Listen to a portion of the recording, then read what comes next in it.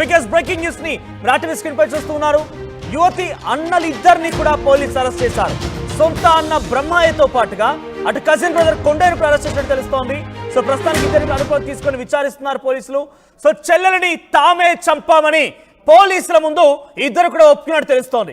గండికోటలో యువతి మృతదేహాన్ని మొదట గుర్తించింది కొండయ్యే. అయితే జులాయిగా తిరుగుతున్నటువంటి లోకేష్ తో ప్రేమ వద్దని చెప్పినా వినకపోవడం కారణంగానే ఈ హత్య చేసినట్టుగా తెలుస్తోంది అన్నయ్యలు. సో ఇది చాలా క్లియర్గా తెలుస్తోంది, ఇది పరువు హత్య.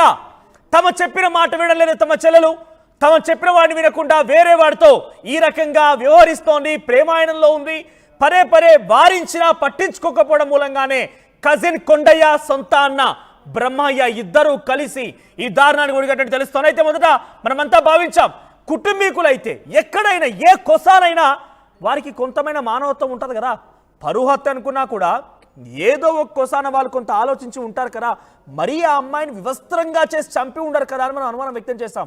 ఇక్కడ వివస్త్రంగా ఉండడం చుట్టే కొన్ని అనుమానాలు, కొన్ని సందేహాలు కలిగాయి. సో అక్కడ కుటుంబం అయి ఉండకపోవచ్చు, సొంత అన్నయ్య ఎలాగైనా వివస్త్రంగా చేస్తారంట కూడా ఆ బాధిత అమ్మాయికి సంబంధించి తల్లి చెప్పింది. సో ముందుగా సురేంద్ర పైన అనుమానాలు వ్యక్తమైనప్పుడు సురేంద్ర సొంత అన్న తనతో పాటుగా తన కజిన్ అంటే ఆ అమ్మాయి వాళ్ళ పెదనాన్న కొడుకు. సో సురేంద్ర ఎక్కడైనా చేయగలుగుతాడా? ఒక అన్న తన చెల్లెల్ని వివస్త్రంగా చేస్తాడా?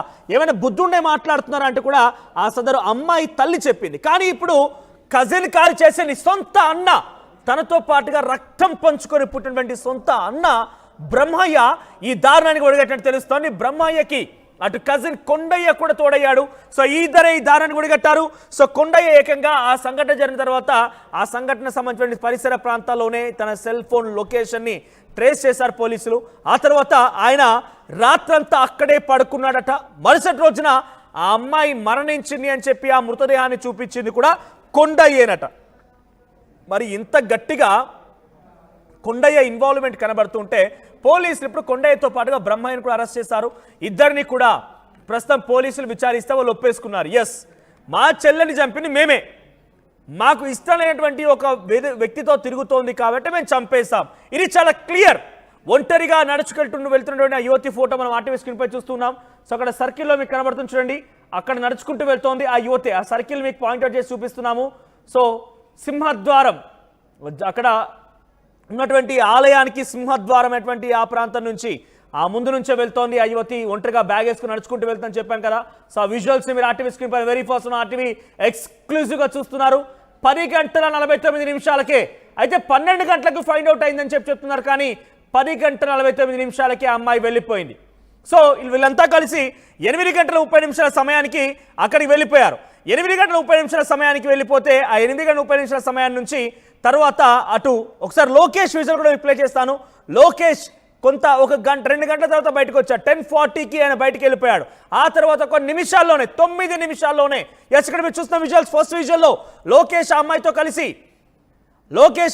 కలిసి అక్కడికి వెళ్ళిపోయాడు. సో గండికోట దగ్గర ఉన్నటువంటి ఆ రిసార్ట్ దగ్గర వెళ్ళిపోయేటువంటి ఆ దృశ్యాలు మనం చూస్తున్నాం. సో 8:30కి ఎగ్జాక్ట్గా 8:32కి ఎగ్జాక్ట్గా లోకేష్ అక్కడ లోపల వెళ్ళడం చూస్తున్నాం.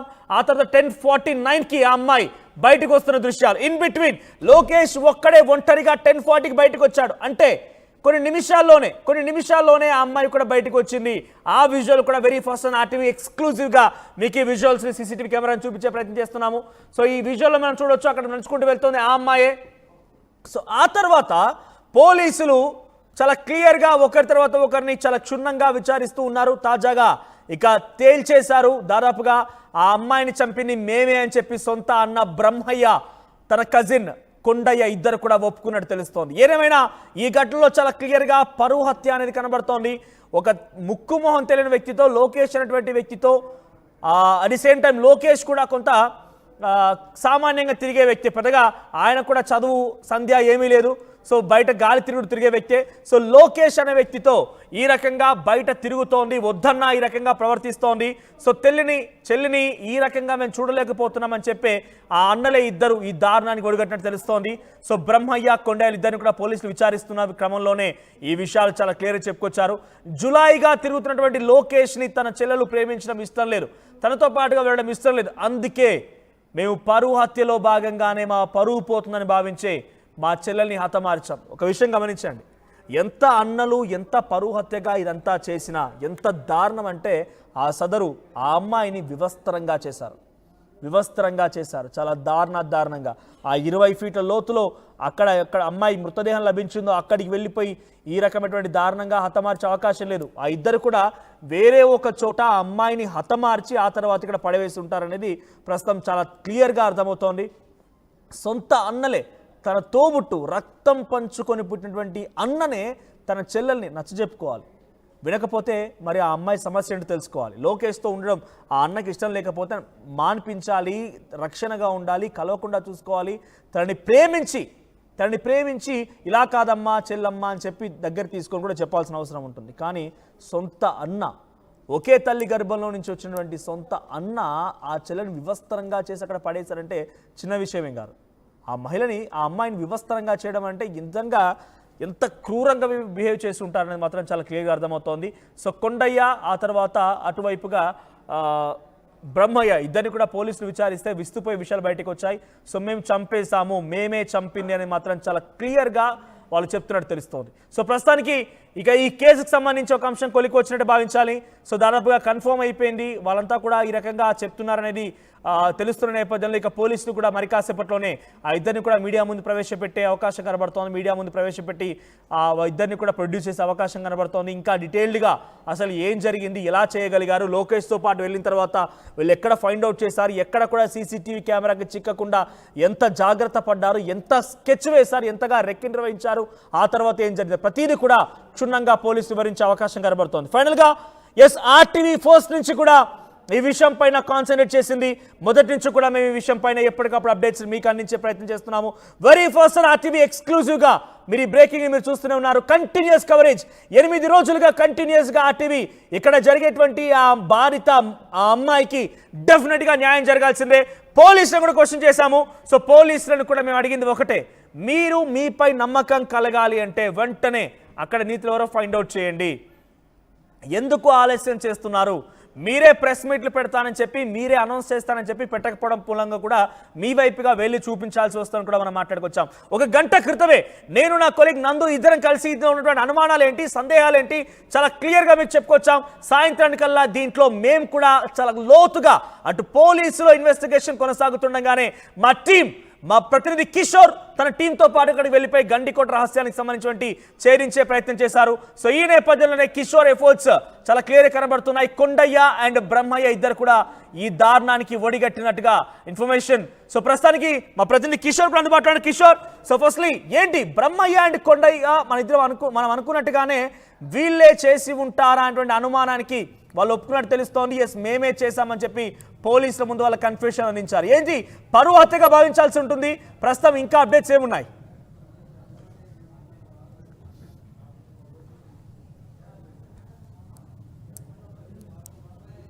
చెప్పాలి, ఎందుకంటే కొద్దిసేపటి క్రితమే ఏదైతే అన్నలు ఆమె మర్డర్ చేశామన్నటువంటి విషయాన్ని అటు పోలీసుల విచారణలో వెల్లడించినట్లు కూడా కొంత కీలకమైనటువంటి సమాచారం అందుతుంది. ఆ నేపథ్యంలోనే అటు అనుమానాలన్నీ కూడా ఒకవైపు ప్రధానంగా మనం మొదటి నుంచి కూడా అనుమానాలన్నీ కూడా అన్నల వైపే చూపిస్తున్నటువంటి విషయాన్ని మనం స్పష్టంగా మొదటి నుంచి కూడా చెప్తున్నటువంటి విషయం.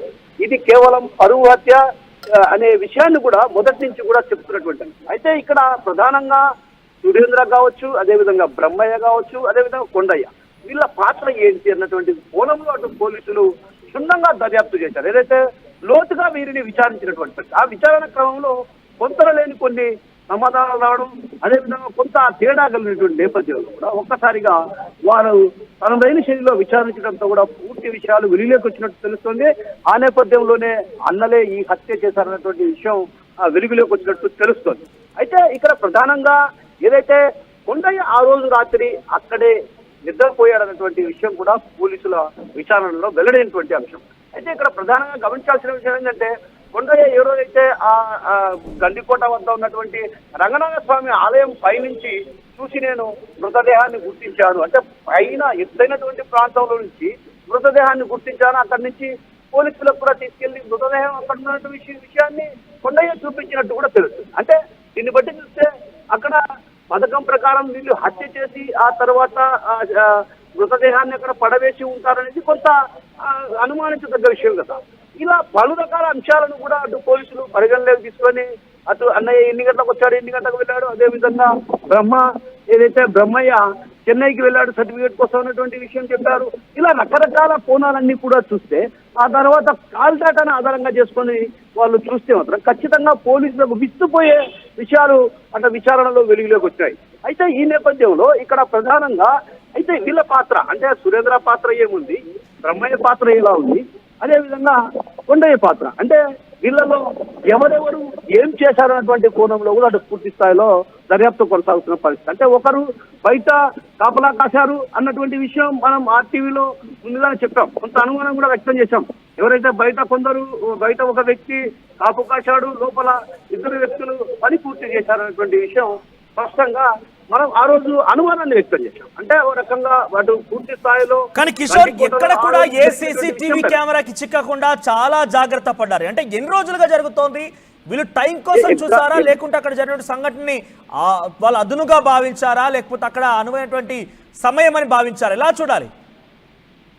ఇక్కడ జరుగుతున్నటువంటి పరిస్థితులే మనం అంచనా వేయాల్సినటువంటి పరిస్థితి ఏంటంటే తను గండికోటకు వెళ్తున్న విషయం ఈ రోజు శుక్రవారం రోజే వీళ్లకు తెలిసి ఉండొచ్చు. మనం బలమైనటువంటి అనుమానాన్ని ఆ రోజు నుంచి కూడా ఈ రోజు కూడా వ్యక్తం చేసిన పరిస్థితి. ఇక్కడ ఇన్స్టాలో ఏదైతే తల్లి ఉన్నటువంటి మొబైల్ నుంచి ఇన్స్టాలో మెసేజ్ చేసింది ఎవరికి, లోకేష్. అయితే ఈ వ్యవహారం అందులో చూసి ఉండకపోవచ్చు అని కూడా మనం అక్కడ అనుమానం వ్యక్తం చేశాం. అంటే ఇది పక్కాగా శుక్రవారం రోజు చూసి ఉండొచ్చు, లేదంటే అక్కడ ఉన్నటువంటి గ్రామంలో ఉన్నటువంటి తనతో పాటు చదువుతున్నటువంటి తన స్నేహితురాలు కూడా ఈ విషయం చెప్పిందని సురేంద్ర మనకు ఆర్టీవీలో చెప్పడం జరిగింది. అంటే ఓ రకంగా ఈ విషయం ముందుగానే పసిగట్టారు కాబట్టి స్కెచ్ చేశారు, ముందుగానే వీళ్ళు లోపలికి వెళ్ళి ఉంటారనేది కొంత కీలకమైనటువంటి సమాచారం పోలీసులకు అందింది. అయితే ఇక్కడ ఎక్కడే కానీ సీసీ ఫుటేజీలు ఎందుకు పోలీసులు బయట పెట్టలేదంటే బయట పెట్టకపోవడానికి కూడా కొంత కీలకమైనటువంటి ఆధారాలు సేకరించే పనిలో ఉన్నారు కాబట్టి ఇవన్నిటి కూడా బయటకు వస్తే ఖచ్చితంగా అలర్ట్ అయ్యే అవకాశాలు ఉన్నాయన్నటువంటి భావనతో పోలీసులు అక్కడ కూడా వీళ్ళకి సంబంధించినటువంటి సీసీ ఫుటేజ్ అక్కడ బయట పెట్టని పరిస్థితి. అంటే వీడు ఒక రకంగా ఎక్కడికి వెళ్ళాడు ఏంటన్నటువంటి విషయం పైన పూర్తి క్లారిటీ ఇచ్చారు. ఆ పూర్తి క్లారిటీ ఇచ్చిన తర్వాత ఒక రకంగా అక్కడ క్లారిటీ వచ్చింది. ఏది ప్రియుడు వెళ్ళిపోయిన తర్వాత మళ్ళీ ఎక్కడా తిరగలేదు, ఊర్లో ఉన్నాడంటుంది. అయితే కానీ ఇక్కడ ట్విస్ట్ ఏంటంటే అసలైన ట్విస్ట్, అన్నలు వచ్చారు, వచ్చిన తర్వాత 15 నిమిషాల్లో సురేంద్రరావు అంతా తిరిగి నేను వెళ్ళిపోయాను అంటున్నాడు. మరి కొండయ్య ఆ రోజు రాత్రి ఎందుకున్నట్టు, అంటే ఆ రోజు రాత్రి కొండయ్య పరిపూర్తి అయిన తర్వాత అక్కడ ఎందుకున్నట్టు, అంటే దీన్ని బట్టి చూస్తే పలు రకాల అనుమానాలకు దారితీసిన నేపథ్యం కాబట్టి ఖచ్చితంగా ఆ కొండయ్య పైనే కొంత బలమైనటువంటి అనుమానాలు ఉన్న నేపథ్యంలో కీలకమైనటువంటి ఆధారాలు సేకరించిన తర్వాత మీరు ఒకసారి హోల్డ్లో ఉండండి. సో ప్రస్తుతానికి ఆర్టీవీ కంటిన్యూస్ కవరేజ్ ఇచ్చింది. 8 రోజుల పాటుగా జరిగినటువంటి ఈ ఘటనకు సంబంధించి ఎప్పటికప్పుడు మీకు అందిస్తూనే ఉన్న అప్డేట్స్ని, అనుమానాన్ని కూడా చూపిస్తూ ఉన్నాం. అటు పోలీసులను క్వశ్చన్ చేస్తాం. అయితే ఇక్కడ ఒక వ్యక్తి కామెంట్ చేశారు, శివశంకర్ రెడ్డి అంట, నీ ఛానల్కి దమ్ముంటే. ఎస్, ఆర్టీవీ దమ్మేంటో మీరు డెఫినెట్గా తెలుగు సంబంధించినటువంటి రాష్ట్ర ప్రజలని కానీ చెప్తారు. యుద్ధమైనా ఎటువంటి అంశమైనా వదిలిపెట్టే ప్రసక్తే లేదు. ఎక్కడికైనా కూడా ఎంత దూరమైనా వెళ్తాం, ఎక్కడికైనా వెళ్ళి డెఫినెట్గా దాన్ని చేరించే పని సత్తా ఉన్న జర్నలిస్టుల టీం ఆర్టీవీలో అందుబాటులో ఉంది. సో మా దమ్ముని మీరు పెద్దగా మీకు చూపించాల్సిన అవసరం లేదు. ఒకసారి అడిగారు కదా కొండయ్య ఫోటో చూపించమని, ఫోటోగా డైరెక్ట్గా విజువల్ చూపిస్తున్నా చూడు. ఎవరైతే కామెంట్ చేశారో శివశంకర్ రెడ్డి, డైరెక్ట్గా విజువల్ చూపిస్తున్నా చూడండి. కొండయ్య పోలీస్ స్టేషన్లోకి నడుచుకుంటూ వెళ్తున్న విజువల్స్ని, ఆ బయట ఆయనని పోలీసులు విచారిస్తున్నటువంటి ఆ విజువల్స్ని చూస్తున్నాం మనం ఆర్టీవీ స్క్రీన్ పైన. సో బయట నుంచి కొంతమంది ఏం పర్వాలేదని పెట్టి ఆయన లోపలికి పంపించుంటున్నారు, కానీ లోపల వెళ్ళిన తర్వాత అసలు గుట్టు విప్పాడు. సో ఇక్కడ దమ్ము గురించి మీరు కామెంట్ చేశారు, I don't agree with you. ఇక్కడ మీరు డెఫినెట్గా మీకు ఇండివిజువల్గా చూపించాల్సిన మాకు అవసరం లేదు. బట్ స్టిల్ ఒకటి గుర్తుపెట్టుకోండి, తెలుగు రాష్ట్రాల్లో తెలుగు మీడియా ఛానల్స్లో ఎవరు చేయనటువంటి అద్భుతమైనటువంటి కొన్ని కథనాలని, వాస్తవిక విషయాలని ఎంత దూరం వరకైనా, అహ్మదాబాద్ విమాన ప్రమాద ఘటన జరిగితే మా ప్రతినిధి అక్కడికి పంపించాం. 1 కాదు 2 కాదు, ఎక్కడికైనా సామాన్య ప్రజలు ఇబ్బందులు పడుతున్నారంటే డెఫినెట్గా ఆర్టీవీ అక్కడ అందుబాటులో ఉంటుంది. తెలుగు రాష్ట్రాల్లో అతి వేగంగా ఎప్పటికప్పుడు తాజా సమాచారాన్ని మీకు అందించే ప్రయత్నం కేవలం ఆర్టీవీ మాత్రమే కంటిన్యూస్ కవరేజ్ ఇస్తూ ఉంటుంది. సో ప్రస్తుతానికి మీరు చూస్తున్న విజువల్స్లో కొండయ్య మీకు కనిపిస్తున్నాడు. ఎస్, కొండయ్య లోపలికి వెళ్తున్న విజువల్స్ చూస్తున్నారు. సో జూలై 14వ తేదీన 8:30 సమయానికి లోకేష్ అండ్ ఆ అమ్మాయి ఇద్దరు కలిసి గండికోట దగ్గర ఉన్నటువంటి ఒక రిసార్ట్ దగ్గరికి వెళ్ళిపోయారు. సో అక్కడ ఆ తర్వాత 2 గంటల పాటుగా అక్కడే అక్కడే చాలాసేపటిగా ఉన్నారు. ఆ తర్వాత 10:40 సమయానికి లోకేష్ ఒక్కడే బయటికి ఒంటరిగా వచ్చాడు. బిఫోర్ దట్ ఏం జరిగింది అంటే కనుక అక్కడ ఆ అమ్మాయి కాలేజ్కి రాలేదని చెప్పి ఆ అమ్మాయి పైన ప్రస్తుతానికి ఆ పేరెంట్స్ కి కాల్ చేశారు కాలేజ్ యాజమాన్యం. ప్రొద్దుటూరులో ఇంటర్మీడియట్ చదువుతుంది ఆ అమ్మాయి. సో ఆ అమ్మాయికి చదువుకున్నటువంటి కాలేజ్ నుంచి ఆ పేరెంట్స్కి కాల్ వెళ్ళింది. సో దాంట్లో ఆ తండ్రి ఎస్ అని చెప్పి ధృవీకరించుకొని నా కూతురు ఇంకా కాలేజ్కి వెళ్ళలేదా అని చెప్పి నిర్ధారించుకొని తన భార్యకి తర్వాత తన అన్న కొడుకు సురేందర్కి కాల్ చేసి చెప్పడంతో ఇద్దరు కూడా వెతికిలాడారు. ఏమాత్రం దొరకలేదు. సాయంత్రానికల్లా వచ్చి పోలీస్ కంప్లైంట్ ఇచ్చారు. మరుసటి రోజున తెల్లవారుజామున ఆ అమ్మాయి వివస్త్రంగా విగతజీవిగా నిర్జీవంగా గండికోటలోని రంగనాథ ఆలయంకి వెనుక భాగంలో ఒక పొదల మధ్యలో కనిపించింది. అయితే అక్కడ సంఘటనకు సంబంధించి ఎప్పటికప్పుడు ఆ రోజు నుంచి కూడా లైవ్ కవరేజ్ని ఆర్టీవీ అందిస్తూనే ఉంది. సో వరుసగా అక్కడ జరిగినటువంటి విషయాలపైన మా ప్రతినిధి కిషోర్ ఎప్పటికప్పుడు అప్డేట్స్ తెలుసుకుంటూ మాకు అందిస్తూనే ఉన్నాడు, మీకు చేరవేస్తూనే ఉన్నాము. సో తాజాగా ఈ ఘటనలో కొండయ్య కూడా 2 రోజుల క్రితం అక్కడే సిగ్నల్ ట్రేస్ అయినట్టుగా అనుమానం అయితే వచ్చింది. కానీ ఇప్పుడు కొండయ్య తర్వాత ఆ అమ్మాయి సొంత అన్న, రక్తం పంచుకుని పుట్టిన అన్న బ్రహ్మయ్యని విచారించగా అసలు విషయం బయటపడింది. జులాయిగా తిరిగేటువంటి ఆ లోకేష్తో తిరుగుడు మాకు నచ్చడం లేదు, ఆయనతో ప్రేమ నచ్చడం లేదు. పలుమార్లు వారించాం, దాన్ని కంట్రోల్ చేసే ప్రయత్నం చేయం, వినకపోవడం మూలంగానే ఈ రకంగా హతమార్చామని చెప్పి పరువు హత్యలో భాగంగా ఈ రకంగా చెప్పుకొచ్చారు. ఎస్ కిషోర్, ప్రస్తుతం ఏంటి ఇంకా కేవలం కొండయ్య ఆ తర్వాత బ్రహ్మయ్య ఇద్దరే ఉన్నారా? అక్కడికి సురేంద్ర కూడా వెళ్ళాడు, తర్వాత ఆ అమ్మాయి తల్లి కూడా వెళ్ళింది. వీళ్ళ భాగస్వామ్యం కూడా ఏమైనా ఉందా? ఎటువంటి అనుమానాలు ఉన్నాయి? ఇంకా పోలీసులు వాళ్ళని వెతికే పనిలో ఉన్నారా? సురేంద్ర అండ్ అమ్మాయి తల్లి ఎక్కడున్నారు? ఈ ఘటనలో కేవలం కొండయ్య బ్రహ్మయ్య పాత్రతో పాటు అటు సురేంద్ర పాత్ర ఏంటన్నటువంటి విషయం కూడా ఇప్పటికే పోలీసు ఒక క్లారిటీకి వచ్చారు. అయితే ఇక్కడ ప్రధానంగా ఇది పరువు హత్య కాబట్టి కుటుంబ సభ్యులే చేసినటువంటి పరిస్థితి. అంటే ఇక్కడ ప్రధానంగా సురేంద్ర పాత్ర ఏంటి, అదే విధంగా కొండయ్య పాత్ర ఏంటి, కొండయ్య ఏం చేశాడు అన్నటువంటి విషయం పైన కొంత క్లారిటీ వచ్చింది పోలీసులకు. ఎవరు బయట కాపు కాశారు, ఎవరు ఈ పథకం ప్రకారం ఈ పని చేశారు అన్నటువంటి విషయం పైన కూడా కొంత క్లారిటీ వచ్చినట్టు తెలుస్తుంది. ఆ నేపథ్యంలోనే ఇక్కడ ఈ విషయంలో కూడా పూర్తి క్లారిటీ వచ్చిన తర్వాతనే ఈ మిస్టరీ వీడే పరిస్థితి ఉందన్నటువంటి భావన మనం మొదటి నుంచి కూడా వ్యక్తం చేశాం. కానీ ఇక్కడ ప్రధానంగా ఈ రోజు ఏదైతే జరిగినటువంటి విచారణలో కూడా అటు దిమ్మ తిరిగే నిజాలు కూడా వెలుగులోకి వచ్చాయన్నటువంటి వాస్తవాలు కూడా కొన్ని వెలుగులోకి వచ్చాయన్నటువంటి విషయం తెలుస్తుంది. అందులో భాగంగానే అన్నలే ఇది ఈ పథకం ప్రకారం దీన్ని హత్య చేశారన్నటువంటి భావన అటు వ్యక్తం చేసినప్పుడు పరిస్థితి అక్కడ కనిపిస్తుంది. అయితే ఇక్కడ తల్లి పాత్ర కావచ్చు, ఇతరత్ర పాత్ర ఏముంది, అదే విధంగా దీని వెనక అసలు ఇంకా ఏముంది అన్నటువంటి కోణంలో కూడా అటు పూర్తి స్థాయిలో పోలీసులు విచారణ కొనసాగిస్తున్నారు. అసలు గతంలో కూడా లోకేష్ తో తిరుగుతున్న సందర్భంగా కూడా వాళ్ళు మందలించామన్నారు. ఆ తర్వాత మా చెల్లిని కొట్టాం తిట్టామన్నటువంటి విషయాన్ని కూడా చెప్పారు. ఇలా పలు అనుమానాలకు దారితీసేటువంటి విషయాలను కూడా అక్కడ మీడియా పరంగా చెప్పినటువంటి సందర్భంగా కూడా వాటన్నిటిని కూడా పోలీసులు పరిగణలోకి తీసుకున్నారు. ఇక్కడ ప్రధానంగా వాళ్ళ వీడియోలు రిలీజ్ చేయలేదు అన్నటువంటి విషయం పైన కొంత క్లారిటీ కూడా పోలీసులకు ఉంది. ఎందుకంటే వాళ్ళు ఎక్కడైతే వీడియోలు రిలీజ్ చేస్తే ఆ వీడియోలు కొంత ఎవరైతే ఈ కుట్రకు చేశారో ఆ కుట్ర నుంచి తప్పించుకునే అవకాశాలు ఉన్నటువంటి భావనతో కూడా పోలీసులు కొంత ఈ వీడియో రిలీజ్ చేసి ఉండకపోవచ్చు అన్నటువంటి భావన కూడా పోలీస్ వర్గాల్లో వినిపిస్తున్నప్పుడు. ఎందుకంటే ఎవరైనా నిందితుడు అసలు అక్కడ ఆనవాళ్లు లేకుండా చేసినటువంటి సందర్భం, అయితే ఆనవాళ్లు లేకుండా చేసినటువంటి నేపథ్యంలో కూడా ఒక్కసారిగా తప్పించుకునే అవకాశాలు ఉన్నాయి. కాబట్టి పోలీసులు కూడా ఇందులో కొంత కీలకంగా వ్యవహరించారనే చెప్పాలి. ఎందుకంటే మనం వాళ్ళ పాత్ర కూడా చాలా కీలకమైంది. ఎందుకంటే గత వారం రోజులుగా ఎస్పీ అక్కడే మకాం వేశారంటే ఏ స్థాయిలో ఆయన విచారణ కొనసాగించారో మనం అర్థం చేసుకోవచ్చు. పోలీసులను కూడా మనం ఇందులో కొందరు తప్పుపడుతున్నటువంటి, అయితే పోలీసులను ఇందులో తప్పుపట్టాల్సినటువంటి అవసరం లేదన్నటువంటి వాదనలు కూడా బలంగా వినిపిస్తున్నాయి. ఎందుకంటే ఇక్కడ పోలీసులు కూడా ప్రతి అంశాన్ని క్షుణ్ణంగా పరిశీలించారు. 1కి 4 సార్లు సురేంద్రకి ఆ తల్లికి కూడా విషయం తెలిసే ఉంటుంది. వాళ్ళు కూడా డెఫినెట్ గా వాళ్ళ పార్టిసిపేషన్ గురించి పక్కన పెడితే వాళ్ళకు కూడా ఈ రకంగా జరిగి ఉంటుంది అనేది అనుమానం డెఫినెట్ గా. బికాస్ సొంత కొడుకే ఈ రకంగా పాల్పడ్డాడు అంటే డెఫినెట్ గా తెలిసే ఉంటుంది. వాళ్ళు దాచే ప్రయత్నం చేస్తారా లేకుంటే వాళ్ళ భాగస్వామ్యం కూడా ఉండే అవకాశం ఉందా? ఎగ్జాక్ట్లీ. ఇక్కడ మనోజ్ ఏంటంటే తల్లికి అదే విధంగా సురేంద్రకు తెలియకుండా ఈ ఘటన జరగది కాదు. ఇదేదైతే విద్యార్థిని హత్య ఒకరితో ఇద్దరితో సాధ్యమయ్యే పని కాదు.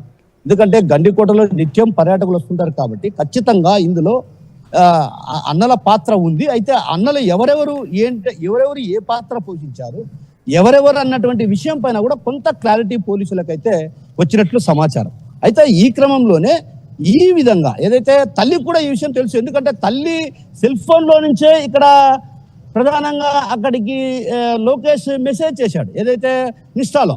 అంటే తల్లి సెల్లుకు లో తీసుకునే హక్కు ఎవరికి ఉంటుంది? ప్రధానంగా బిడ్డలకే ఉంటుంది. ఎవరైనా కొడుకు కావచ్చు, అదేవిధంగా తన మరిది కొడుకు కావచ్చు, ఇతరత్ర వాళ్ళు తీసుకొని ఆ సెల్ ఫోన్ చెక్ చేస్తూ ఉంటారు. ఆ క్రమంలోనే చెక్ చేసి ఉండొచ్చు అన్నటువంటి అనుమానం కూడా మనం మొదటి నుంచి వ్యక్తం చేశాం.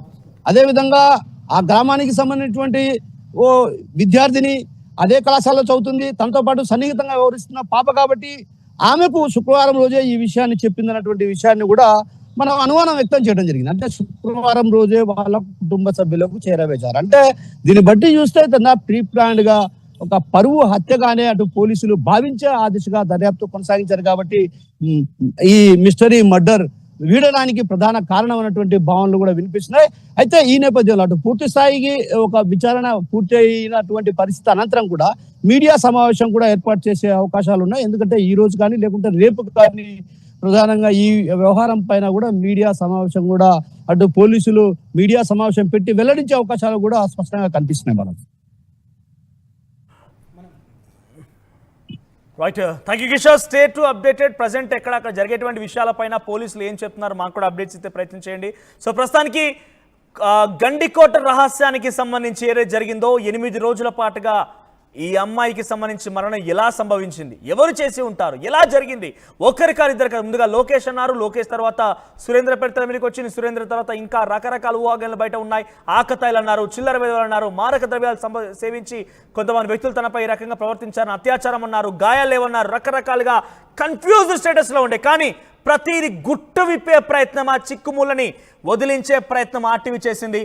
సో ఎటువంటి లైవ్ కవరేజ్ ని మేము ఇచ్చాం, మీరు చూసే ఉంటారు. గండికోటకు సంబంధించిన ఆ అమ్మాయి మరణం తర్వాత కంటిన్యూస్ కవరేజ్ ని మీకు అందించే ప్రయత్నం చేసాం. అనేక అనుమానాలు, అనేక సందేహాలు కూడా ఉన్నాయి. పోలీసులని సైతం మీరు చేసేటువంటి ఆలస్యమే డెఫినెట్ గా అందరినీ కూడా భయభ్రాంతులకు గురి చేస్తోంది, అనేక అనుమానాలకు తావిస్తుందని చెప్పి మేము చెప్పే ప్రయత్నం చేశాం. సో ఆర్టీవీ మీకు లైవ్ కవరేజ్ అందించింది, ఎప్పటికప్పుడు అప్డేట్స్ అందించింది. ఆ తర్వాత తాజాగా పోలీసుల మొదట కొండయ్య బ్రహ్మయ్యలు ఎటువంటి కన్ఫెషన్ ఇచ్చారో కూడా మీకు అందించే ప్రయత్నం చేస్తాం. ఇప్పుడు అధికారికంగా పోలీసులు కూడా దీన్ని ధృవీకరించే అవకాశం కనబడుతోంది. సో కొన్ని కామెంట్స్ చదువుతాను నేను ఇక్కడ. సో ఆ కామెంట్స్ చూస్తాను నేను ఇప్పుడు ఒకసారి. మీ అందరి కామెంట్స్ నేను చదివే ప్రయత్నం చేస్తాను. సో ఇక్కడ సూపర్, ఇప్పటికీ కేసు తేల్చారని చెప్పి రాజు ఎసర్లా అంటున్నారు. సో అమరీష్ పురి నిజమైన బలవంతంగా ఒప్పించారా, పోలీసులు ధృవీకరిస్తారు ఇక మరది. శివశంకర్ రెడ్డి ఫస్ట్ బాడీని చూపించి కొండయ్యని 3rd డిగ్రీ చేసి ఉంటే అప్పుడే చెప్పేవాడు అనే కామెంట్ వచ్చింది. ఇక తల్లిని కూడా అరెస్ట్ చేయాలనేది కేసీహెచ్ కామెంట్ చేశారు. సో తనకు 17 సంవత్సరాలకే అలవి కాకుండా తిరిగితే చంపక కోటిరత్నం గారు మీ కామెంట్స్ని ఏకీభవించను. నిజంగా ఒక అమ్మాయి మైనర్గా ఉంది, చెప్పినా వినలేదంటే డెఫినెట్గా మీరు చెప్పి ఒప్పించండి, ప్రేమించి మాట్లాడండి, అమ్మాయితో దగ్గర తీసుకొని మాట్లాడండి, తల్లి ప్రయత్నం చేయాలి, అన్న ప్రయత్నం చేయాలి. అంతేగాని కొడతాం తిడతామంటే ఆ అమ్మాయి అప్పటికే ఇంకా మెచ్యూరిటీ రాలేదు. తర్వాత ఆ అమ్మాయికి ఇంకా ఈ రకంగా ఇబ్బంది పెడతామంటే ఎలా? ఇక మళ్ళీ సీన్ రీకన్స్ట్రక్షన్ చేయాలి, ప్రూఫ్స్ లేకుండా వాళ్ళే ఎలా అంటున్నారని చెప్పి అమరీష్ పురి అంటారు. ప్రూఫ్స్ చూపించాల్సింది అక్కడ పోలీసులు. So good channel, super sir, ఇప్పటికే నిజం తేల్చారని చెప్పి శివ కామెంట్ చేశారు, శివశంకర్ రెడ్డి కామెంట్ చేశారు. అందుకు అలా నెక్స్ట్ మస్తానీ వలీ షేక్ కామెంట్ చేశారు. చంపిన వాళ్ళను అడిగే విధంగా చంపాలి, ఒక ఒంటరి ఆడబిడ్డను చంపడానికి మీరు ఎవరు మంచి చదువు చదవలేదని చెప్పి అంటున్నారు ఆయన. శివశంకర్ రెడ్డి అంటున్నారు, నీ ఛానల్కి దమ్ముంటే కొండయ్య బ్రహ్మయ్య ఫోటో చూపించమని చెప్పన్నారు. దమ్ముండడం కాదు, ఏదైనా ఎటువంటి అంశమైనా కూడా కేవలం ఆర్టీవీ మాత్రం అందరికంటే వేగంగా, అందరికంటే ముందుగా మీకు చెప్పే ప్రయత్నం చేస్తుంది.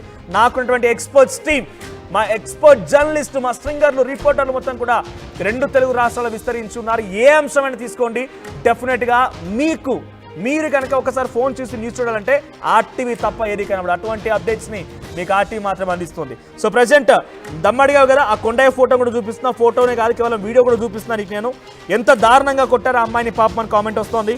సో మహాత్మా అని ఇంకో కామెంట్, తర్వాత పిల్ల తల్లిని తండ్రిని కూడా అరెస్ట్ చేయాలని ఇంకో కామెంట్.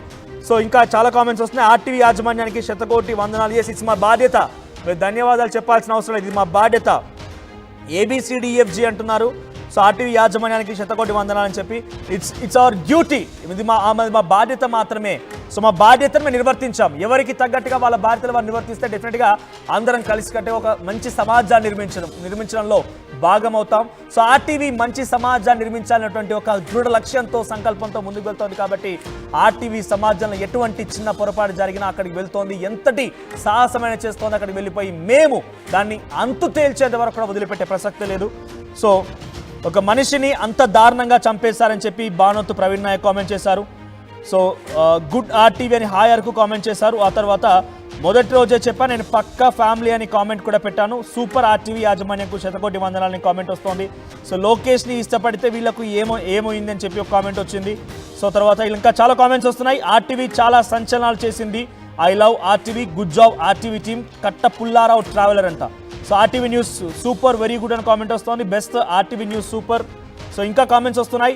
సో ఫస్ట్లీ ఒకటే నేను చెప్పేది ఒకటే,